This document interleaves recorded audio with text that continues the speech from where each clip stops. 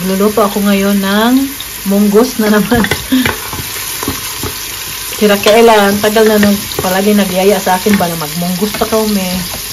Magluto daw kami ng munggo. Kaya ngayon, magluluto ako dahil nakabili ako nung pumunta kami ng Asian Laden sa Asian store. Yan yung munggo natin.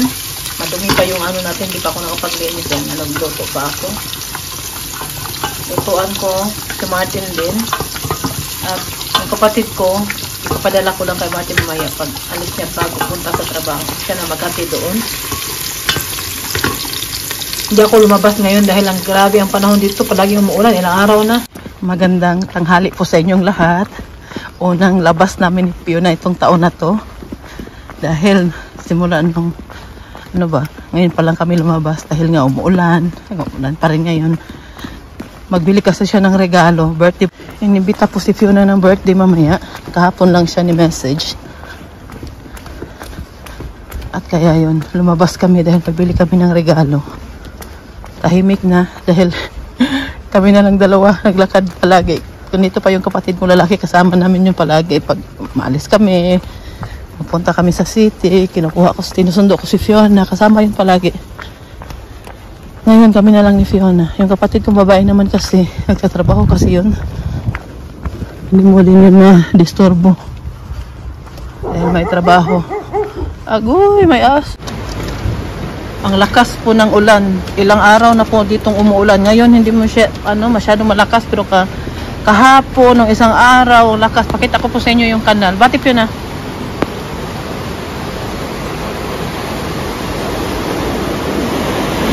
Oh. Grabe ang tubig oh. Taas na ng tubig oh. Dahil ilang araw na ditong umuulan.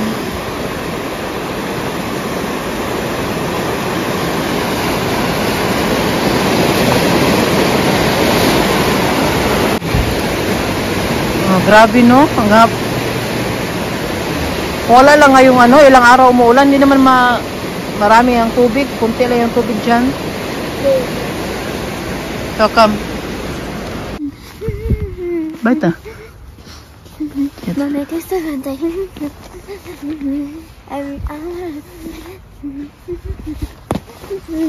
Sayaw na naman siya. Hala ka. Fiona, Denise. Hala. Ada rin. Hina. Wala. Pusing. Normal. Fiona Denise Schulte.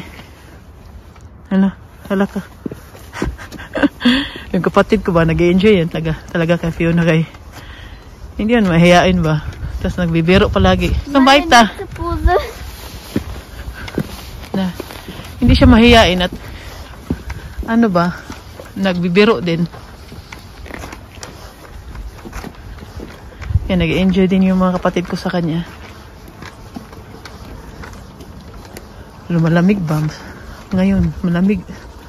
Sobrang lamig ngayon kaysa kumpara nung nakaraang araw. Mag-snow na naman ulit siguro to. Update sa ating hagdanan. Dito sa baba, natanggal na namin lahat. Pero yung mga puti-puti, yan pa yung mga, yung kasi nilagyan nila yan ng para pampandikit. Para didikit yung carpet na nilagay dyan. Pagkatapos po, gagamitan namin yan siya ng machine para matanggal yung mga nakadikit. At masimulan na namin ang pag-renovate dito ng bago. At dito din. Angin dyan, hindi pa siya tapos. Diba? Dagan pa ng, hindi yan dumi. Yan. Yung nilagay nga pampadikit ba. Grabe ang tigas tanggalin. Dandahan lang. Tas ngayong week na to hindi ko siya matapos-tapos dahil si Martin natutulog. Bawal tayo mag-ingay kaya ngayong weekend or next week ko na yan titirahin talaga. Pero dito, ito talaga yung tinapos ng kapatid ko. Siya nagawa niyan. At ganda-ganda na to pag matapos na to siya. At ito din, tatanggalin din namin to siya to. Kasi luma na yan. Tagal na ng bahay nila Martin guys. Ano lang to. Kaya dandahan na lang itong i-renovate. Dahil mahina ang kalaban. Guro sa auto? Was ist Farbe? Also es kann vielleicht grau oder schwarz sein, aber es hat Glas da oben. Ja, die drehen vielleicht noch. Yes.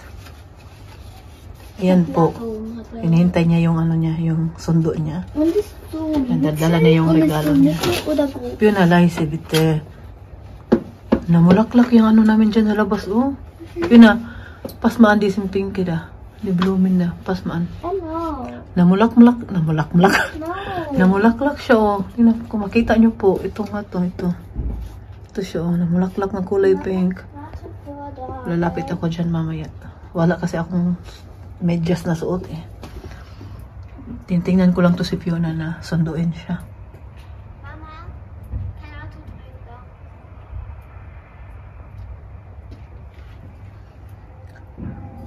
Sayaw na naman siya. Hala ka, hala. Sige Fiona, sayaw lang.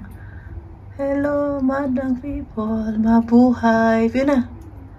Fiona, sayaw. Basta, ngiti na.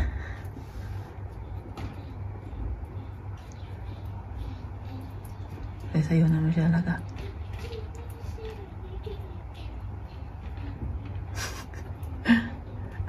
Grabe ang lamig, ang tagal eh. Lamig na yung paa ko. Alas 3:30 daw siya kukunin eh. Wala pa naman.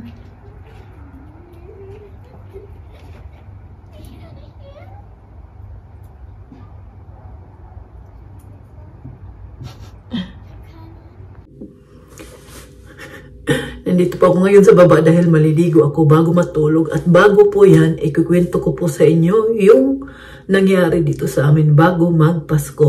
Bago magpasko yung una na nangyari. Ganito po yun. Dahil hindi ko siya naikwento po sa inyo dahil nga mas inuna ko yung gala-gala namin na video.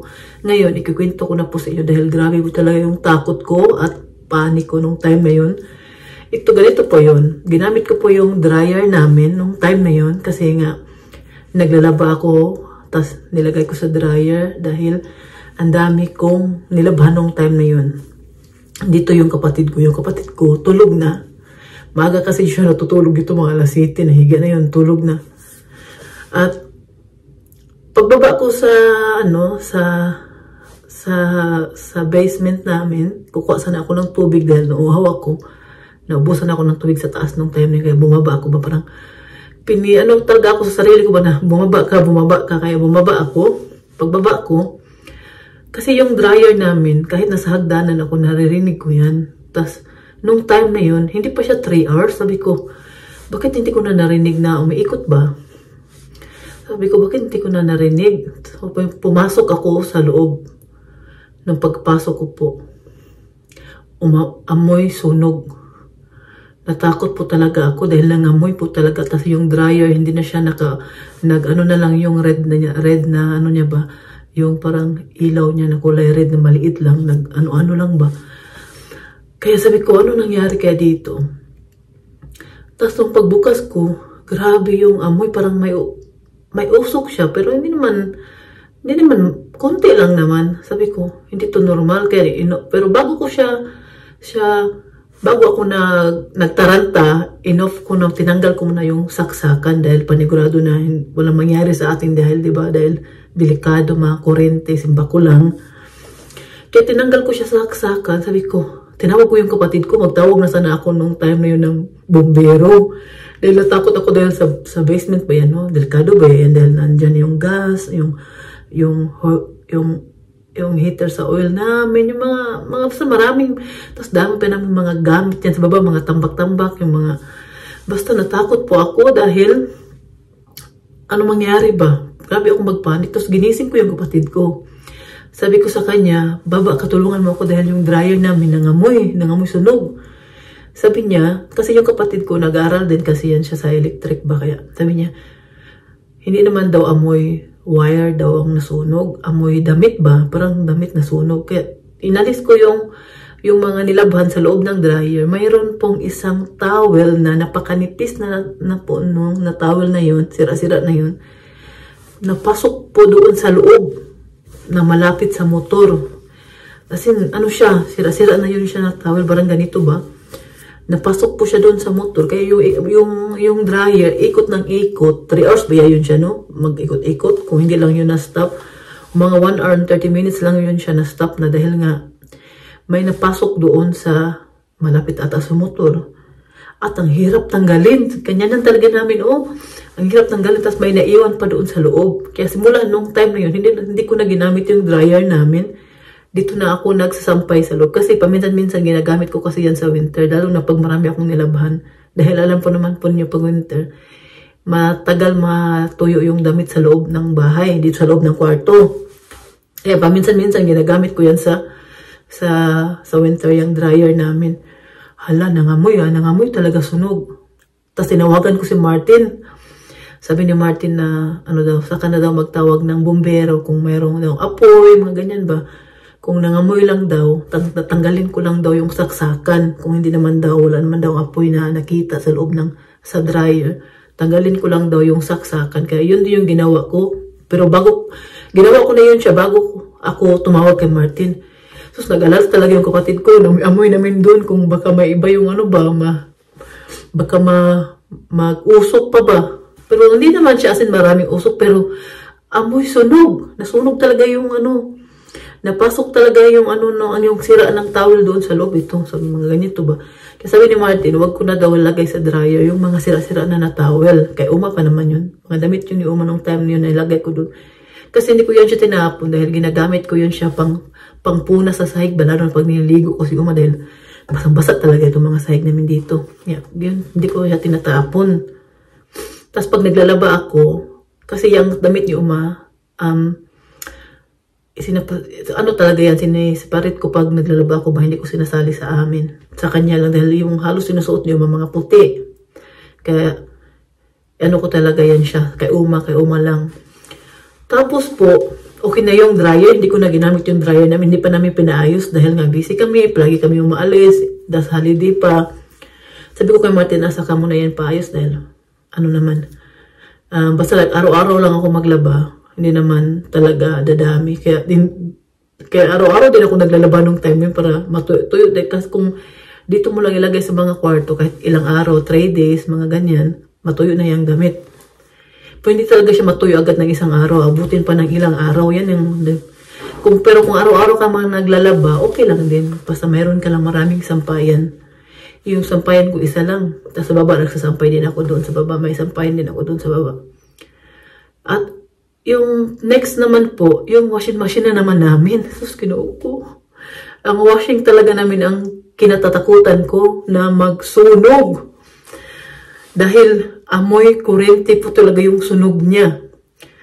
Yung wire ba? Sus, alam po ba ninyo? Yung time na yun, yung kapatid ko pauwi na. Kaya yun din yung rason na hindi ako sumama, naghatid sa kanya sa airport.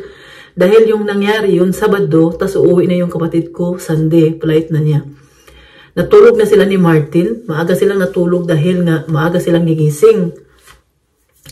Alas 12 kasi yung flight ng kapatid ko, dapat alas 7, umalis na sila dito. Kaya yun po, yung washing machine, ginamit ko siya gabi, mga alas 6, nung sa bahay na kami. Nung pag-uwi namin ba. Naglaba ako isang beses, tas naglaba ako ulit. Yung pangalawang beses na ang nangyayari. Tapos nung pagbaba ko, pero nagdududa na talaga ako sa washing machine namin na may kakaiba siya ba? Parang masisira siya dahil pag nag-ikot-ikot siya, ang ingay. Ang ingay talaga, hindi siya normal, hindi siya ganyan. Noong bago pa lang yan, o nung mga nakaraang buwan. Ang ingay niya, sabi ko, hindi na to normal, sabi ni Martin.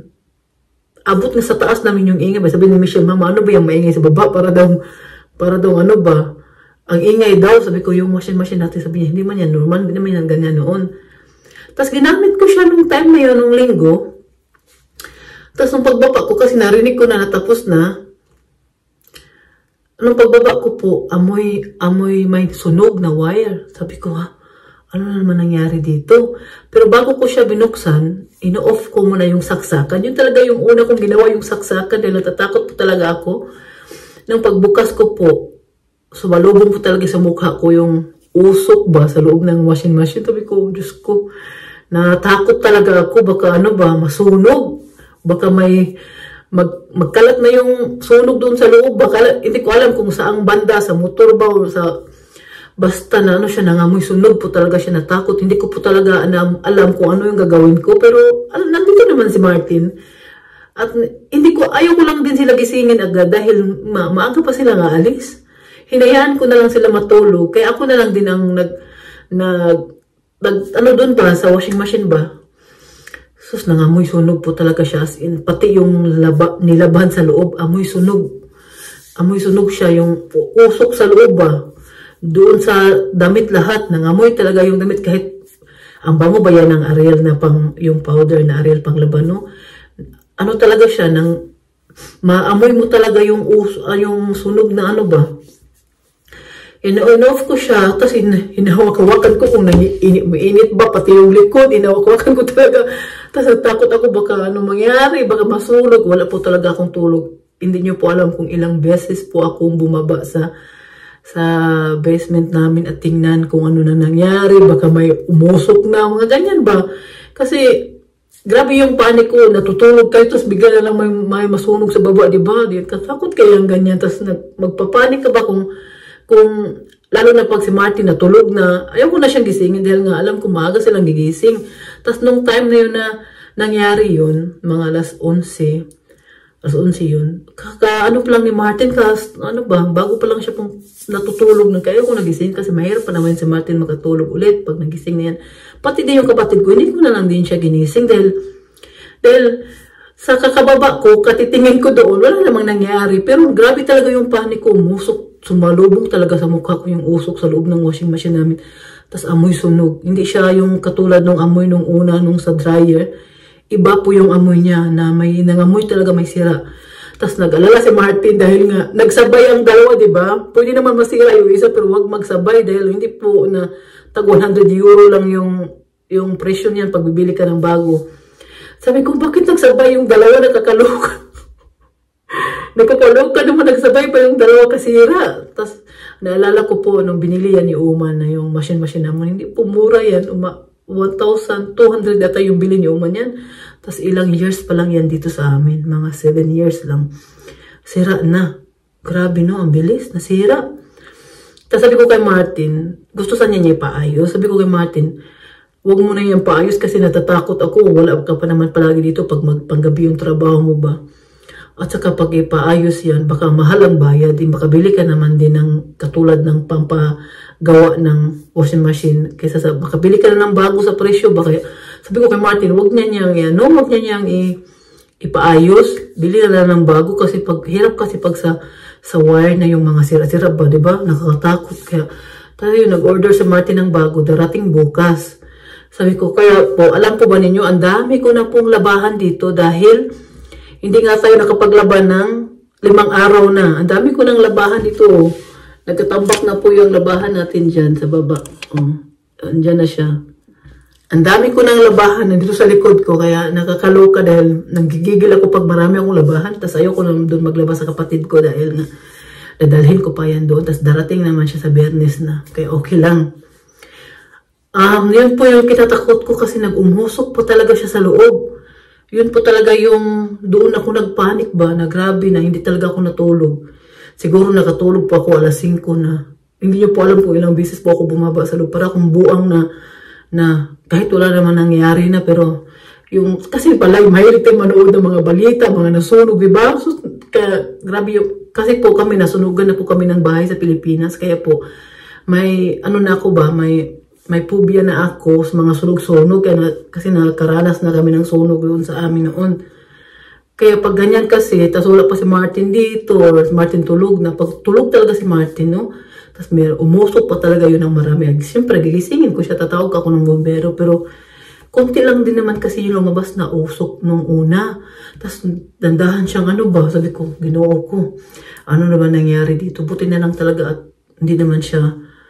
Kasi in-off ko na at saka tapos na din kasi yung labahan, tapos na yung nung 1 hour after 1 hour, tapos na siya. Siguro kung 3 hours lang yun, baka nasunog talaga yun siya. 16 ko. Natakot talaga ako so nagrabe talaga yung panic ko. Yan po yung gusto ko pong ikwento po sa inyo, na ilang araw na hindi ko pa nagawa. Kaya ngayon, nagkataon po ako ikwento dahil para bang, ano ba, bakit nagsabay yung dalawa? Nagsabay yung dalawa, diba, December, malaki yung gastos natin, bili tayo ng mga regalo sa atin dito, mga regalo natin sa Pilipinas, mga pamilya natin. Tapos ano, dito pa yung kapatid ko, diba, palagi kami umaalis, tapos nagsubabay pa itong washing machine namin. Tapos ngayong buwan na to, ang dami po namin babayaran sa insurance. Ay, itong buwan na to, 2 insurance sa babayaran namin, hindi lang, ano ba, itong insurance sa buong bahay, kung may sunog, kung may bagyo, kung masunog, ano, may bayad yung insurance. Tapos, meron pang insurance sa auto, tapos next month na naman. Ito talagang January, February. Yan yung buwan na marami kaming babayaran na insurance na sa bahay, sa auto, at sa lupa, sa garden nila Martin dyan. Kaya nakakaluka ta, sumabay pa tong washing machine namin at dryer. Sabi ko, nabuang na parang ano, batas ka. Buti na lang, wala din nangyari, no? Okay lang din. Okay na din yun dahil wala naman nangyari. Pero sabi ko, bakit pa nagsabay? Pero hindi pa namin alam kung sira tong dryer kasi nga hindi pa namin pinatingnan. Sabi ko kay Martin, saka na ipatingin pag ano na siya, medyo relax na siya dahil stress nga. Saka na lang pag ano na, pag medyo ano na siya, okay na yung ano niya. Kaya hindi naman madalian hanggat may sampayan ako dito sa loob. Basta araw-araw lang ako maglaba. At ano ba, i-on lang ang heater. Tutuyo naman siya. Pero yun nga lang, hindi madali. Abot ng ilang araw. Hindi naman tayo maubusan ng damit. May mga damit pa naman tayo masuot. Kaya lang, dadami yung sampayan mo, mga laban. Pero okay na din dahil ano, titingnan pa kasi, hindi pa kasi natingnan ni Martin yung dryer kung ano talaga yung diferensya. Bakit na ganun ba? Wala talaga siyang oras, busy sa trabaho, tapos palagi pa kami umalis nung dito yung kapatid ko. Kaya, yun po yung gusto kong ikwento po sa inyo. Siyempre, pahaba na tong video natin. Pasensya na po kayo. I-off na po natin to dahil medyo mahaba na. Mag-iingat po kayo palagi at maraming salamat po sa inyong walang sawang suporta po sa akin. Ciao! Bye!